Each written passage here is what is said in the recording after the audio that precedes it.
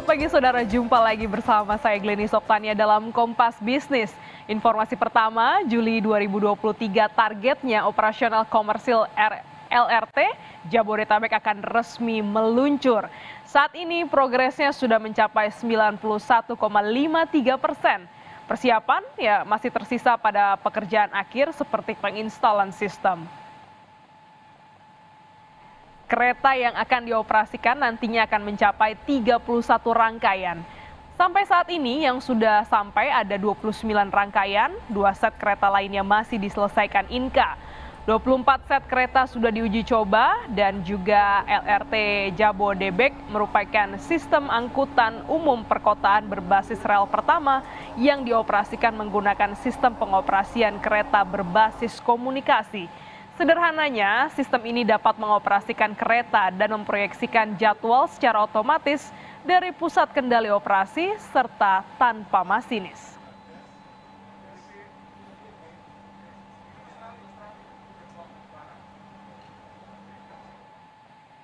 Kita beralih ke sorotan lain, saudara. Infrastruktur seperti LRT adalah salah satu yang dikampanyekan oleh rezim Joko Widodo. Beralih ke isu buru-memburu dan juga diburu terkait dengan kontestasi politik 2024 yang kini mulai panas di bursa bakal calon wakil presiden. Seberapa signifikan seorang cawapres akan memengaruhi minat investasi dan juga pertumbuhan ekonomi? Kompas Bisnis sudah bersama dengan Bima Yudhistira, Direktur Selios, Center of Economic and Law Studies. Selamat pagi, Pak Bima. Selamat pagi, Mbak. Ya, ini lagi ramai soal bursa cawapres. Kemarin sudah ramai ya soal capresnya. Nah, sebenarnya seberapa signifikan sih untuk kita seorang cawapres ini nanti akan memengaruhi iklim investasi di Indonesia? Sebenarnya ini kan bagi tugas ya antara presiden kemudian dengan wakil presiden. Dan kita juga cukup belajar banyak mulai dari era misalnya SBY JK, ya, bagaimana peran Yusuf Kala sebagai pengusaha yang memahami ekonomi misalnya, itu memainkan peran dengan sangat baik untuk membagi tugas. Jadi yang berdialog dengan pengusaha, yang berkomunikasi dengan investor, pengusaha juga di berbagai sektor, itu pada saat itu menonjol sekali peran Pak Yusuf Kala.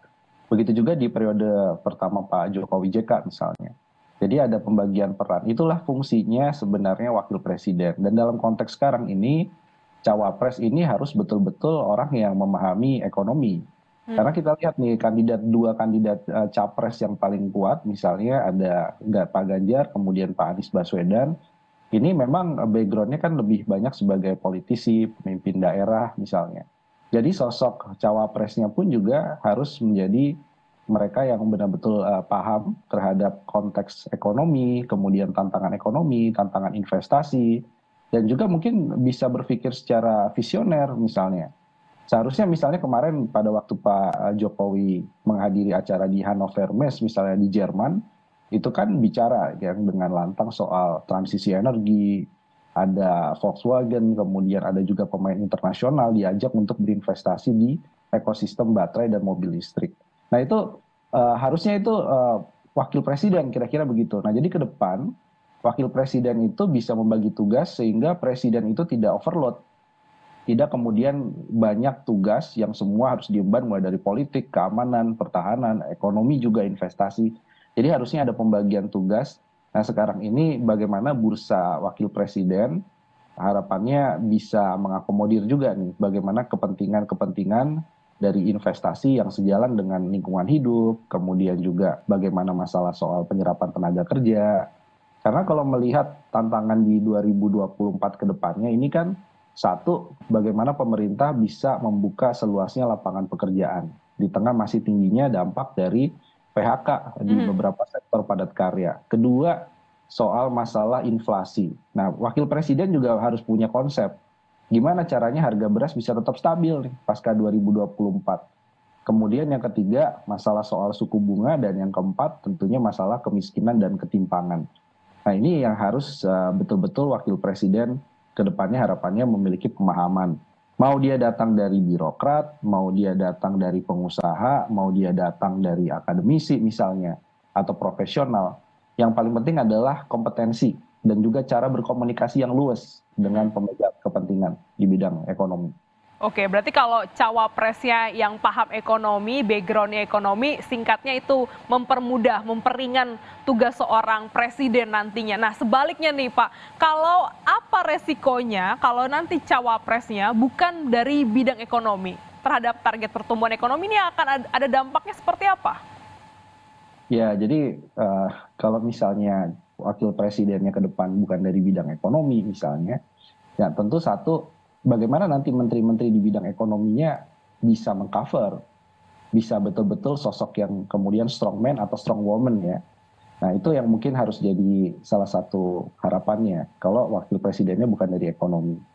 Tapi di sisi yang lain juga, kalau kita juga melihat misalnya kandidat menteri-menteri bidang ekonomi, keuangan, BUMN, itu dianggap lemah misalnya secara kompetensi atau pengalaman, atau banyak diisi politisi, sementara wakil presidennya juga bukan berasal dari bidang ekonomi, maka nanti tugas presiden ini di 2024 akan sangat berat ini. Nanti bolak-balik bikin kebijakan ekonomi juga dia yang harus menjadi frontman-nya. Kemudian juga dia yang harus berkomunikasi bolak-balik ke internasional event misalnya. Harus membuka acara dan lain-lain yang harusnya itu bisa dihandle oleh wakil presiden. Nah jadi resikonya nanti khawatir mimpi pencapaian ekonomi dalam kampanyenya tinggi sekali janji-janjinya, tetapi nanti implementasinya akan lemah karena nggak diimbangi dengan sosok wakil presiden yang punya background ekonomi kuat. Oke, berarti tidak cukup ya kalau nanti pemilihan menteri-menterinya begitu untuk mensupport program kerja itu tidak cukup kalau memang orang yang terjun langsung tadi Pak Bima bilang sampaikan adalah orang yang berkomunikasi secara luas ini belum ada background ekonomi, ini juga akan menjadi beban ya untuk nantinya di program kerja selanjutnya untuk periode presiden selanjutnya. Iya, karena begini, begitu dia berkomunikasi misalnya di kalangan investor, di kalangan fund manager, atau kemudian di kalangan pelaku usaha secara umum, itu kan akan dilihat nih orang siapa dan kemudian backgroundnya apa, sebelumnya pengalamannya apa, misalnya begitu. Sehingga itu akan menjadi salah satu trust issue juga. Misalnya wakil presidennya bicara soal ayo berinvestasi di ibu kota negara. Tapi dia bukan siapa-siapa, dia bukan pengusaha, kemudian dia juga bukan investor, atau sebelumnya dia bukan birokrat yang membidangi investasi atau ekonomi, maka akan timbul pertanyaan juga, apakah saya sebagai investor harus percaya dengan Anda, dan apa jaminannya. Nah, itu yang akan menjadi tugas berat. Karena begini Mbak, 2024 ke depannya, banyak sekali tugas untuk melanjutkan atau kemudian melakukan peningkatan investasi di bidang infrastruktur, termasuk mega proyek yang ditinggalkan oleh Pak Jokowi misalnya ya. Nah itu kan harus ada assurance, harus ada kepercayaan yang dibangun bahwa ini proyek betul-betul jalan loh. Ini proyek betul-betul menguntungkan. Nah itu nggak bisa diucapkan hanya karena dia wakil presiden, tapi tidak punya kompetensi misalnya, itu akan sangat sulit. Nah jadi nanti pertarungannya adalah pilih wakil presiden punya bidang ekonomi kuat, atau nanti pos menteri-menterinya itu yang memang punya kompetensi, ya saya bilang setara Ibu Sri Mulyani misalnya, gitu ya, atau nanti setara Pak Erick Thohir untuk mengisi kursi-kursi menterinya misalnya. Nah itu baru bisa jadi jaminan bahwa tanpa wapres ekonomi pun banyak program akan bisa berjalan. Kalau enggak akan susah, akan capek nanti presidennya. Oke, jadi pilihannya bisa cawapresnya yang dari bidang ekonomi atau memperkuat dari pos-pos menteri yang kaliber begitu ya di bidang ekonomi begitu Pak Bima. Tapi gini, Ya. Untuk bursa cawapres ini kan ada juga seberapa besar sebenarnya sosok wapres menentukan strategi investor, industri bahkan sampai ke market. Kalau kita bicara soal agama begitu ya, maka kan ada juga yang sektor digenjot seperti syariah misalnya. Nah ini bagaimana? Apakah kita bisa memanfaatkan hal itu?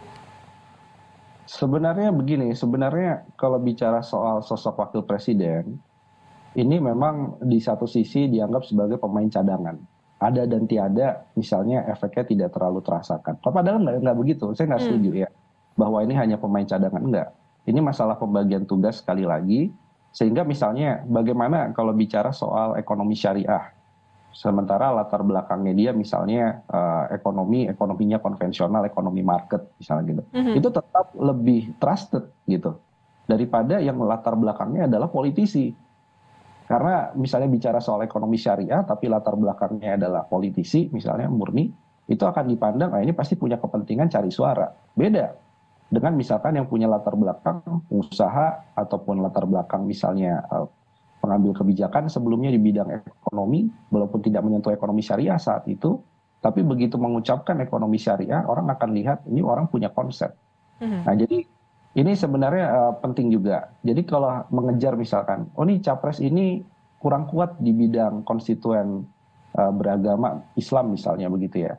Tapi bukan berarti kemudian wakil presidennya harus diambil dari politisi yang misalnya hanya murni kompetensinya soal agama gitu ya, atau ulama yang sebelumnya punya kompetensi hanya di bidang agama misalnya. Nah, karena ke depan ini dia bisa menggabungkan ekonomi syariah, ekonomi konvensional, kalau si wakil presiden ini trusted ya, dipercaya memang dia jadi nahkoda di bidang ekonomi. Nah, itu mungkin yang harus dipahami juga oleh nanti capres manapun yang akan memilih pasangannya. Oke, ini bicara soal trust issue, bicara soal kemampuan berkomunikasi, bagaimana memahami market, berkomunikasi dengan luas. Tapi begini Pak Bima, terakhir pertanyaan saya adalah, ini kita akan melihat ada sosok-sosok baru karena Pak Jokowi tidak akan masuk lagi ke dalam bursa capres, itu sudah pasti. Ini akan ada orang-orang baru, beda orang pasti beda kebijakan. Tadi Pak Bima sempat singgung sebenarnya bagaimana ini melanjutkan program-program yang sudah ditinggalkan, legacy-legasinya dilanjutkan. Nah, bagaimana nanti kalau sosok ini juga sebenarnya tidak seia sekata untuk program-program sebelumnya? Apakah ini juga akan menghambat, justru memperburuk situasi iklim investasi? Ya, saya pikir akan kembali pada rasionalitas. Kita belajar dari Pak Jokowi, apakah semua program MP3EI-nya Pak SBY dilanjutkan? Kan enggak juga. Sebagian juga dimodifikasi ataupun ditambahkan. Itu memang hak prerogatif dari pemimpin yang terpilih gitu ya. Jadi misalnya kalau bicara soal kereta cepat Jakarta-Bandung misalnya, ini kan sudah kepalang tanggung. Andaikan misalkan tidak selesai sampai Pak Jokowi turun, ya apakah kemudian bisa jadi misalkan gini, presidennya bilang 2024 dan seterusnya soal kereta cepat Jakarta-Bandung akan kita repurposing menjadi kereta logistik misalnya. Boleh nggak? Boleh aja kalau manfaat ekonominya ternyata lebih besar daripada kereta penumpang. Ibu kota negara misalnya, tetap dibangun ibu kota negara. Tapi seperti istana tampak siring aja, cuman buat peristirahatan presiden misalnya. Sementara tetap ibu kotanya ada di Jakarta. Itu akan kembali lagi pada pilihan-pilihan rasional ya. Dan tentunya ini yang kita harus jaga ya, teman-teman media gitu ya, para peneliti juga harus menjaga. Jangan sampai pilihan mana proyek yang harus dilanjutkan, mana proyek yang misalnya harus dihentikan, mana proyek yang harus dimodifikasi di era Pak Jokowi ini, itu pertimbangannya semata-mata karena suka tidak suka politik misalnya. Tapi pertimbangan utamanya adalah kemanfaatan bagi masyarakat dan negara. Oke, melihat itu sebagai yang rasional, banyak manfaatnya, banyak keuntungannya untuk Indonesia, bukan menambah beban terhadap keuangan negara. Terima kasih Pak Bima Yudhistira, Direktur Selios, telah bergabung dalam Kompas Bisnis pada pagi hari ini. Sehat selalu, Pak. Terima kasih. Saudara, jangan kemana-mana, tetaplah bersama kami karena usai jeda kami akan kembali dengan sejumlah informasi menarik lainnya.